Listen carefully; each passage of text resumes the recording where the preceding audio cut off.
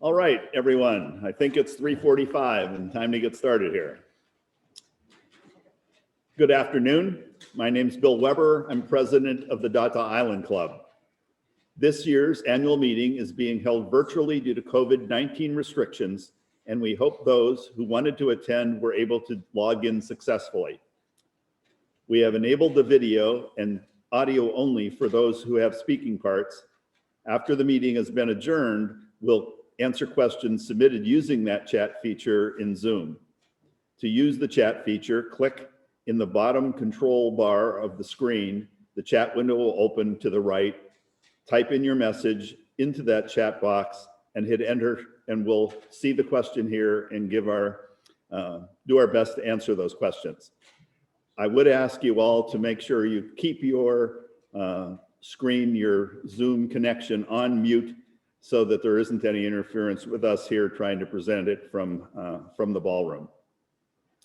We realize a virtual meeting does not allow members to interact as they would normally in our regularly structured annual meeting. But in the interest of keeping members safe and by executive order of the governor, we are prohibited from having an in-person meeting. On January 22nd, 2021, notice was mailed to all club members eligible to vote, announcing the annual meeting of members was scheduled for 3:45 on February 16th, 2021. I would like at this time to ask Ms. Lori Murdaugh, Assistant General Manager and Controller of the Data Island Club, if a quorum is present. A quorum is present by proxy and by those attending the meeting virtually. Thank you, Lori. Thank you to all members present on the Zoom presentation and those who recorded their presence by proxy for attending the 2021 Data Island Club annual meeting. I now declare the presence of a quorum and that the business of this meeting may proceed. As mentioned in the DIOA meeting, we used the online voting system. Since we are meeting virtually, your ballot should have been cast electronically by 2 o'clock today.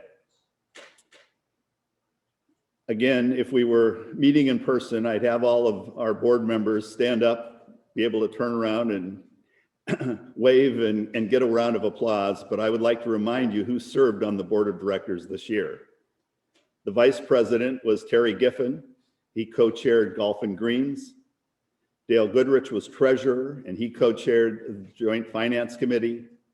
Marilyn Harris was secretary and co-chaired the Joint Long Range Planning Committee and co-chaired the Membership Committee. Nancy Payne co-chaired the Golf and Greens Committee, co-chaired the House and Social Committee, and co-chaired the Joint Marketing and Communications Committee. Jim Klein co-chaired the Sports and Recreation Committee and co-chaired the Joint Long Range Planning Committee. Sylvia Bailey co-chaired the Sports and Recreation Committee and the Joint Marketing and Communications Committee. Phil Marshall co-chaired the House and Social Committee and co-chaired the Joint Technology Committee. And finally, John Hogue co-chaired the Sports and Recreation Committee, co-chaired the Membership Committee, and co-chaired the Joint Finance Committee. I certainly thank all of them for their service this year. In the interest of time, I'm going to dispense with a reading of last year's annual meeting minutes, a copy of which were included in the meeting package. Are there any questions or corrections with respect to the minutes? If there are, from those of you that are watching from home, please use the chat function to provide any corrections to last year's minutes. We'll wait just a moment to make sure nothing comes in. Seeing none, may I have a motion to ratify the minutes of the annual meeting of the Data Island Club on February 18th of 2020. I make a motion to ratify the minutes of the annual meeting of the Data Island Club held on February 18th, 2020. I second the motion. So since we've had both a motion and second, and we cannot count those saying aye during the virtual meeting, we will assume everyone accepts last year's minutes as written or corrected, but there weren't any, unless we receive any nays via the chat function. So once again, please do not send in an aye via the chat function, but if you disagree with those minutes, please enter a nay at this point in time. We'll wait for a moment to see if there are any.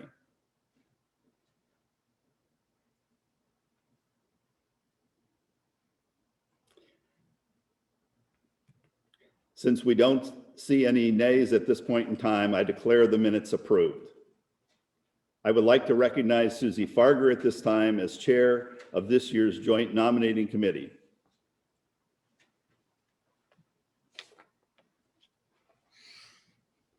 Thank you, Bill. Thank you for putting your trust in me to select a great committee and wonderful candidates to serve the board in the coming year. A committee is only as good as the members that serve on the committee, and I had the greatest. Steve Brown, Terry Eller, Barbara Infantino, Teresa Smith, and Suzanne Kowski should all be thanked for their hard work in selecting this year's candidates. In 2021, there are 3 vacancies on the DIC board. In accordance with the club bylaws, there will be 5 candidates to fill the 3 positions. The candidates are Steve Buritz, Hank Dunnenberger, Bob Hydorn, Jean Raskell, and Tony Russo. I hereby move this adoption of the following. Resolved that the 3 candidates receiving the largest number of votes be elected as directors of the Daughtah Island Club for the term of 3 years until their successors are elected as specified by DIC bylaw section 6.3.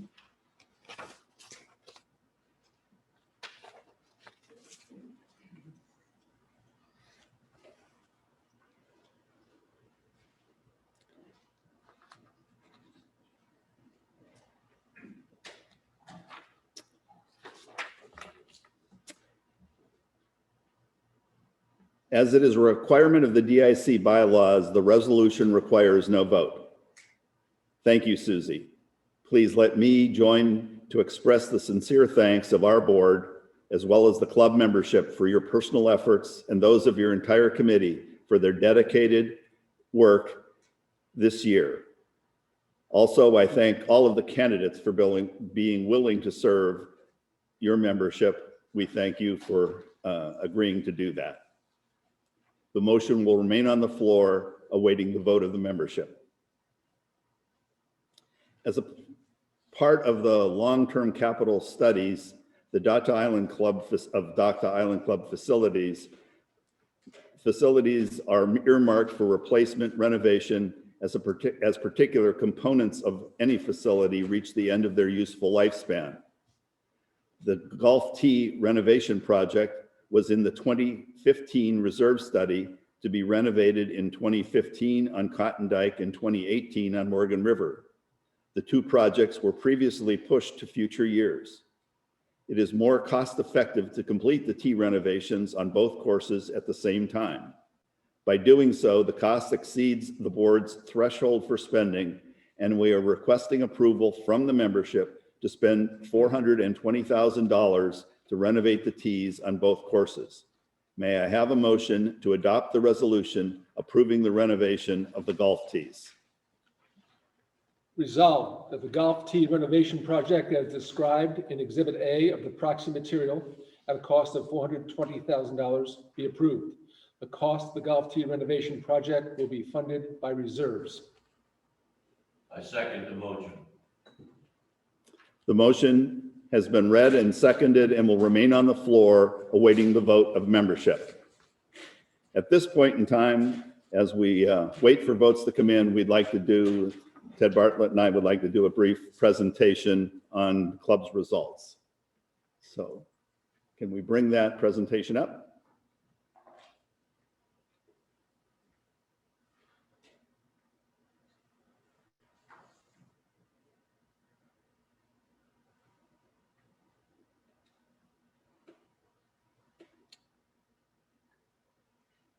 Great, thanks. Once again, as I said, as we wait to make sure all the votes are in and tabulated, Ted Bartlett and I are going to spend just a few minutes updating you on things the club accomplished in 2020 and the challenges I see for 2021 and beyond. Go ahead. I'll begin with the club's mission statement, which you see here and is included in our agenda before each monthly meeting.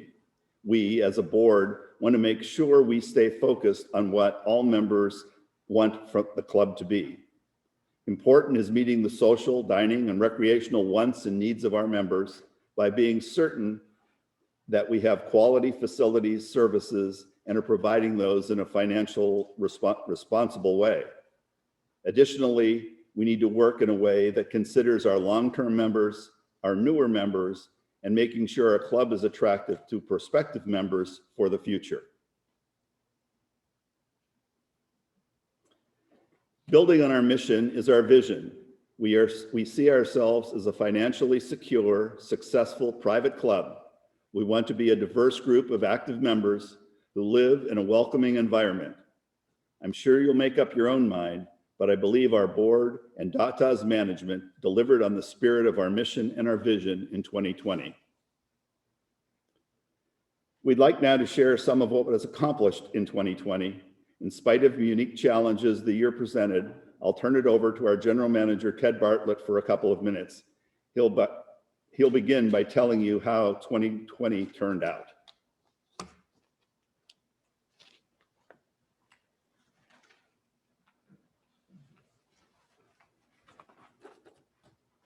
Thank you. First of all, a little bit about the year of the coronavirus and COVID-19. It really challenged the operations of the club in ways that we never had imagined before. Seldom have we ever, if never, have we had a issue that has been so long-lasting and thoroughly comprehensive across every aspect of the club's operations. We had to adjust as a staff. We had to adjust the way that we work every day. The break rooms were no longer gathering areas as they had been in the past and places to dine. We had to separate the staff from each other. We developed a flexible working system to keep our staff employed. All of a sudden, a bunch of jobs in this area, for example, in the ballroom got put aside. We didn't have to furlough many employees because we were able to farm them out to different departments so that they could keep earning an hourly wage. And they were so appreciative to be able to do that. Virtually everybody that has left the DATA workforce since last year, and we have shrunk from 138 to 115, has been virtually at their own volition. We have not furloughed, but very few employees that were doing very specific jobs and could not perform other functions as needed. The staff has also had to put up with the same restrictive rules and regulations that the residents and the members have had to in terms of travel and visitors. They have to do the very same thing that the members do if they choose to travel or have visitors in from out of state. We had to get creative this year during the pandemic. We had a lot of success with farmers markets. We did a market and a golf pro shop sale in the ballroom, socially distanced. Birthday dinners for two were something that a lot of our members have taken advantage of and been very happy with. We've managed to do some outdoor concerts, a couple of those. We plan to do some more of those. Those were very well attended and successful. We have some outdoor exercise classes that had been done, some yoga, those will be returning. Reservation systems for all indoor activities were implemented throughout the year with restrictions and space requirements for each and every activity that was done indoors. That was a big change in the way we operate. Interestingly, when we come out of this, there's a lot of the changes that we made that might be desirable to continue going forward. And so we'll have to evaluate those as we do continue to evolve from the days of the pandemic. In communications, we've tried to keep the membership updated as much as we can. Before this meeting, I went and counted. We have put out over 60 messages related to COVID-19 since last March when they started. So most recently, we've been assisting members and residents with the vaccine coordination, a number of people seem to have gotten lost in the shuffle after their initial appointment was canceled. And we sent a message in last week with 36 folks that were looking for some more information on where they stand with their vaccinations. We've been amazed by the members' support throughout the whole thing. They kept us working, which is huge for the staff. They've been very upbeat and positive despite all the challenges that we've thrown at them. Very agreeable and compliant with any of our safety and sanitation procedures. And as mentioned earlier, the membership really stepped up in contributing to the holiday fund. It was a record-setting year and much appreciated by the staff. Financially, we reduced operating surplus. We were able to redirect, next slide, $153,000 we ended up favorable to budget. We never thought we would be able to do this. We did freeze salaries and wages for the year as a preemptive measure. We certainly did not perform well in the food and beverage with the loss of this room, with the loss of the bar business, the liquor by the drink and things like that. However, the other departments were able to compensate and offset all of the expenses that a couple of the departments overspent. Golf maintenance was one, but many departments outperformed their budget and helped sort of the bottom line. So also with the travel restrictions and all of the other things that were going on, we sold a lot more membership packages than we thought we would. The COVID-19 packages that were approved by the board mid-year were highly successful and added tens of thousands of dollars to the revenue that we had no idea would be coming. We had a record year in capital contributions of $1,135,000 contributed to the reserve fund, primarily due to new member initiation fees because of the strong real estate year we are in. And lastly, I'll sum up by saying you as DIC members now have close to $5 million in the bank, just under $3 million in your reserve fund right now, and just under $2 million in the balance in the settlement fund.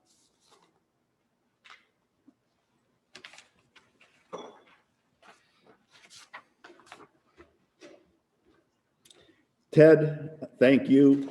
All years have unique challenges, but for things like hurricanes, at least we can prepare and have plans ready on the shelf. The pandemic came at us out of left field, and we all appreciate what you and your staff did to get us through the year and deliver financial results we thought impossible back in March. Go ahead, Laura, if you could. Now I'd like to review some of the specific things our board, our committees, and our staff accomplished in 2020, beginning with our sports amenities. Tennis was up in both membership and the amount of play, which continued in spite of the pandemic. Bocce continues to be very popular. The South Croquet lawn was replaced in 2020. It corrected sloping corners and moved the court slightly to minimize shade on the lawn. Croquet members had worked to get this project done for a number of years.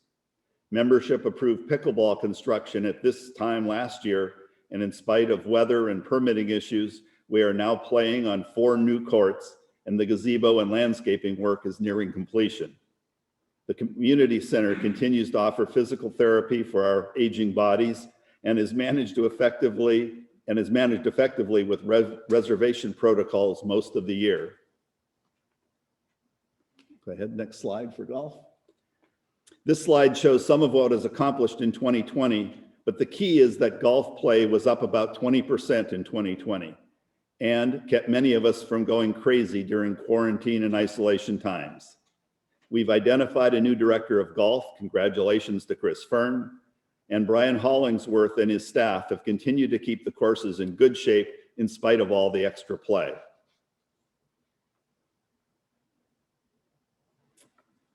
It was a whirlwind year in the marketing and membership areas. In March, we were afraid the real estate market would dry up and as the virus began and limited travel. That goes to show you how brilliant and insightful we all were. It turned out to be an amazing year for home sales. We passed 900 resident members for the first time in September. All the new members are looking forward to really getting involved in our sports, clubs, and local volunteer opportunities as we get back to normal, hopefully sooner than later. I hope you've all had a chance to poke your head into the tremendous transformation that was accomplished this year in the Carolina Ballroom. The original carpeting, lighting, and restrooms served the club very well, but it was time for an update. The changes made here will serve members and outside customers for years to come. The House and Social Committee and the Food and Beverage staff get the 2020 prize for creativity. Pop-up vegetable stands, concerts on the range, takeout menus, poolside service, take-up drive-out were critical to life on Data in 2020.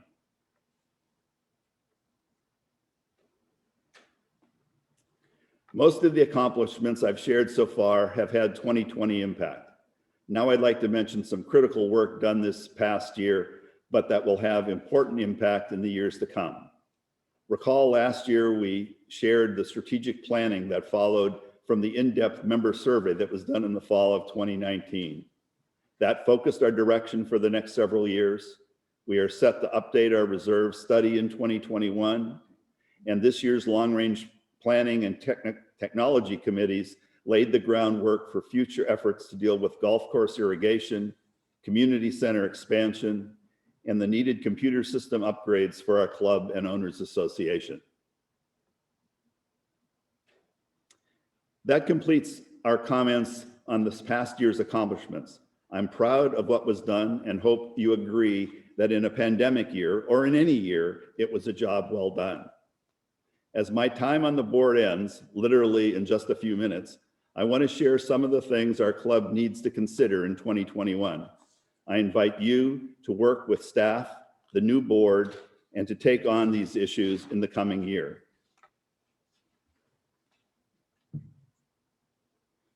In the world of our sports amenities, we have many challenges. We have lots of new members, and if we get them involved in tennis, golf, croquet, pickleball, we'll keep those amenities strong, costs in control, and we'll all be a little healthier too. In 2020, more rounds of golf, with 20% more rounds of golf, and much of that in single-person carts, we've nearly doubled the cart traffic on the course this past year. The courts need a rest. We'll have to work together toward that end. The tee renovation project, if approved, needs to be completed on time and on budget. We need to wrap up the pickleball facility.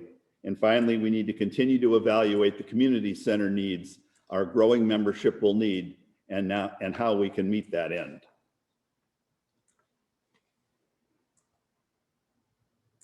The big unknown for the food and beverage world is when we will be able to look at COVID in the rearview mirror.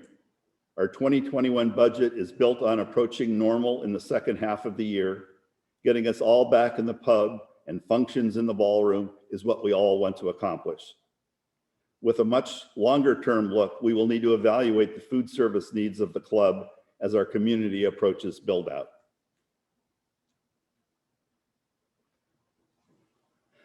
All the new members we added in 2020 have not had the opportunity to experience all that our community has to offer.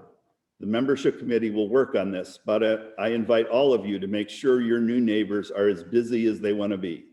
Get them involved in our clubs within the club, playing our sports, involved in our local volunteer opportunities, and very happy that this is their new home. Although for sale home inventory is low right now, we need to continue our strong marketing effort to make potential buyers aware of Data and take advantage of this opportunity to add members interested in our sports amenities. Finally, we started with Ted sharing the bottom line financial results. There are some things in 2021 that will challenge us financially. How does the pandemic wind down? The potential for minimum wage changes and staffing availability will impact budget projections. Responsible capital plans are in place, but they are always important to keep an eye on, and are important to our future strength, and they need to be integrated with the DIOA plans. The 2020 planned technology upgrade will need solid 2021 pre-work to be effectively executed in the following year. So that concludes our look at 2020 results and the look ahead to 2021. I want to wrap up with a few recognitions. Certainly we congratulate, and we did it yesterday in the board meeting, Dave Britton on his retirement from the position of Director of Golf after 24 plus years in that position. We certainly conveyed our gratitude to Dave's service over the past 24 years. He was an integral part of the successful growth and development of DATA as a whole. He's been an ambassador for all that is good about DATA, involved in local or in our ideal living home shows and in the local community and in sports programs in the community also. The golf program is on firm footing, more so now than it has ever been, and that's in a large part thanks to the efforts of Dave, and we congratulate him on his retirement. Lots of thank yous. I want to thank the board that made my work easy this year. Specifically, I want to recognize Dale and Marilyn, whose terms of service end with mine this afternoon. Dale Goodrich was club treasurer for the past 2 years. We have to remember Dale never ran for a position on the board. He stepped up when an elected member needed to step down back in 2018. He has co-chaired the Joint Financial Committee for 2 years and chaired the membership committee last year too. Marilyn Harris has served as club secretary for 2 years. Marilyn has served on 2 committees each year during her time on the board, in addition to her role as club secretary the last couple of years. She co-chaired communication when it was a separate committee in 2018, has co-chaired or chaired the long-range planning committee all 3 years she served on the board. She co-chaired technology committee last year and chaired the membership committee this year. Marilyn and Dale, I thank you, and I'm sure the club's membership does too. Terry, as vice president, Sylvia, Phil, John, Jim, and Nancy, thank you for your service on the board this past year. This year's candidates, your willingness to take on club leadership is critical to the club's future. I thank you. Ted, Lori, all the department heads, and DATA's great staff. You make this place go and always go in a good direction. Thanks to Bob Sadler, DIOA president. We worked together well from the Marina focus groups back in 2018 to this year as presidents.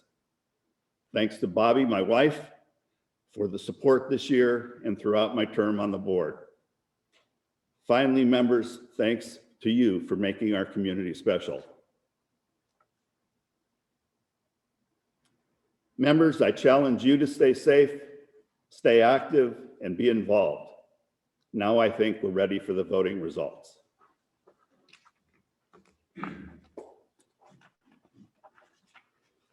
Sure I get the right spot in the script here. Lori, are the results of the vote tally for the new directors and the golf tee renovation project ready? They are. Thank goodness. Okay, the results have been tallied, and I have the honor to announce that Hank Dunnenberger, Steve Bieritz, Tony Russo have been elected as directors to serve the term of 3 years. In addition, the golf tee renovation project vote tally was 390 ballots for, representing 69.5% of the vote. Good. And there were 131 against, representing 23.4%. So anyway, that's.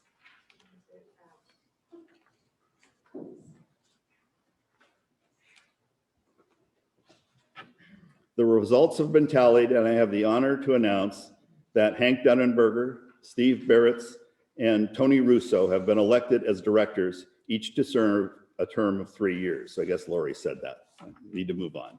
Congratulations to those 3 folks, and to Jean, and to Bob for running. And we ask that you continue to serve the community. Think about running for the board. Certainly stay active in committees as we move forward. And we appreciate your willingness to serve.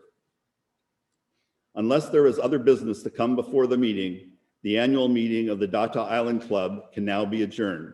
May I have a motion to that effect? So moved. Second. I declare the meeting adjourned. If there are any questions from members that have joined us by Zoom, please type them into the chat box and we'll read the questions and respond to the audience.